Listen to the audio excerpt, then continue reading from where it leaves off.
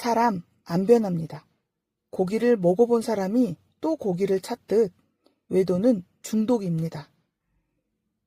그런 배우자의 외도 여러분은 용서하시겠습니까? 아니면 이혼하시겠습니까?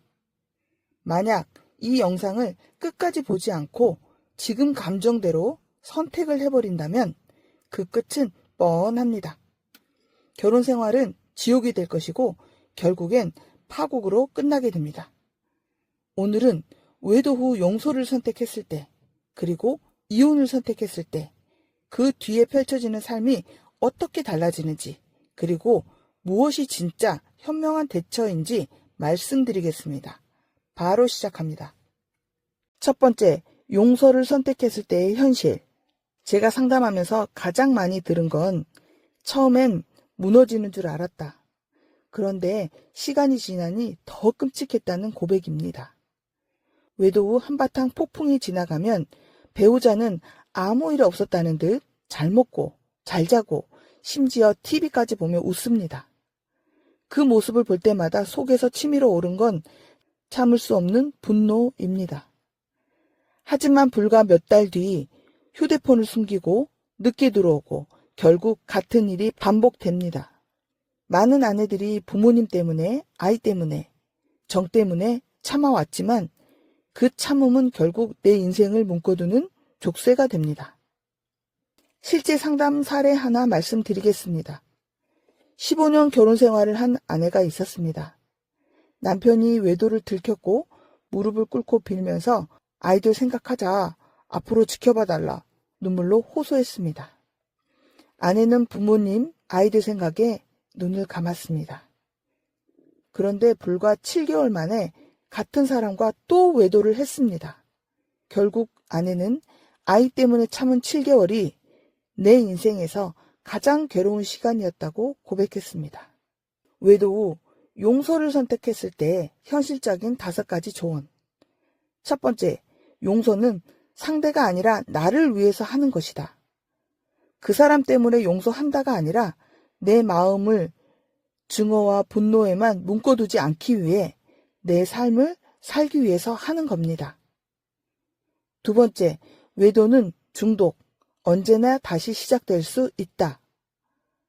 이번 한 번뿐이야 라는 말에 속지 마세요. 도박 중독자가 돈만 있으면 다시 도박장 가듯 외도도 기회만 주어지면 반복될 수 있는 습관입니다. 그래서 무조건 믿기보다 재발 방지 안전장치를 두어야 합니다. 세 번째, 시간이 해결해 주지 않는다. 많은 아내들이 시간이 지나면 괜찮아지겠지라고 생각하지만 상처는 오히려 시간이 갈수록 깊어집니다.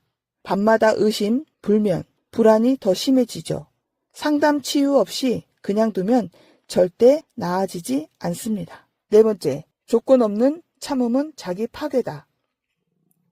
그냥 참고 그냥 덮는 건 용서가 아닙니다.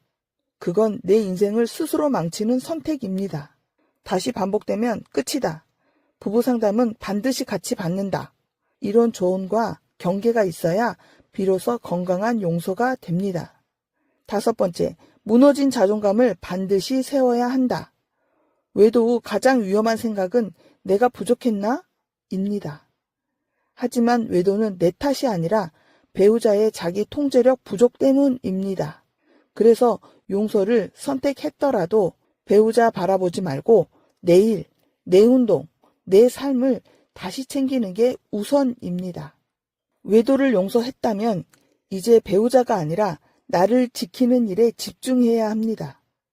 그렇지 않으면 두 번째 상처는 첫 번째보다 훨씬 더 크게 돌아옵니다. 두 번째, 이혼을 택했을 때의 현실. 한 번 무너진 신뢰는 다시 세울 수 없습니다. 그래서 많은 분들이 결국 이혼이라는 선택을 합니다. 그런데 여러분, 이혼은 끝이 아니라 새로운 시작입니다. 오늘은 이혼을 택했을 때 어떤 현실이 기다리는지 상담 현장에서 들었던 진짜 목소리로 이어서 얘기해 보도록 하겠습니다. 많은 분들이 말합니다. 이혼하면 시원할 줄 알았다. 자유로울 줄 알았다. 그런데 현실은 이혼해도 밤마다 분노와 억울함에 잠을 못 잔다. 혼자가 되니 더 외롭다. 아이들이 상처받는 걸 볼 때마다 죄책감이 밀려온다. 외도의 상처는 이혼으로 사라지지 않습니다. 이혼은 불행에서 벗어나는 길 같지만 내 안의 고통을 그대로 안고 가는 선택이 될 수 있습니다. 한 아내분은 남편의 반복되는 외도를 끝내지 못하고 결국 이혼을 했습니다. 서류상으로는 자유로웠지만 그녀는 이렇게 말했습니다. 남편이 없는 집에 들어올 때마다 공허함에 울었다. 아이들 앞에서 괜찮은 척 웃었지만 혼자 있을 땐 매일 무너졌다. 또 다른 사례에서는 이혼 후 전 남편이 양육비를 주지 않아 경제적 고통이 이어졌습니다. 아내는 이렇게 말했죠. 이혼으로 남편은 벗어났지만 나는 고통에서 완전히 자유로워지지 못했다. 이혼은 답이 아니었다. 내 마음을 먼저 치료했어야 했다. 이혼을 선택했을 때 현실적인 조언 5가지. 이혼은 상처의 끝이 아니라 새로운 시작이다. 많은 분들이 이혼하면 모든 고통이 끝난다고 생각합니다. 하지만 심리학적으로 이혼 이후, 이혼 직후 우울, 불안, 공허함이 최고조에 달합니다. 연구에 따르면 이혼 직후 2년간은 평균적으로 행복감이 떨어지고 우울 지수가 급등합니다. 그러니 끝났다가 아니라 이제부터 새 삶을 다시 짓는다라는 마음가짐이 필요합니다. 두 번째, 아이 때문에 망설였다면 이혼 후에도 아이를 지켜야 합니다. 상담실에서 제일 많이 듣는 말은 아이 때문에 버텼다입니다. 그러나 이혼한다고 해서 아이 인생이 망가지는 게 아닙니다. 문제는 갈등이 계속되는 집안에서 자란 아이가 더 큰 상처를 받는다는 겁니다. 연구에 따르면 부모 갈등이 심한 가정의 아이는 이혼 가정 아이보다 우울, 불안, 학교 적응 문제가 훨씬 심각했습니다. 따라서 이혼을 선택했다면 아이에게 엄마 아빠는 갈라서도 너를 사랑하는 건 변함이 없다는 메시지를 심어줘야 합니다. 세 번째, 경제적 준비 없이는 이혼도 지옥이다. 외도와 분노 때문에 충동적으로 이혼을 택하는 경우가 많습니다. 하지만 현실은 돈이 없으면 더 큰 지옥이 됩니다.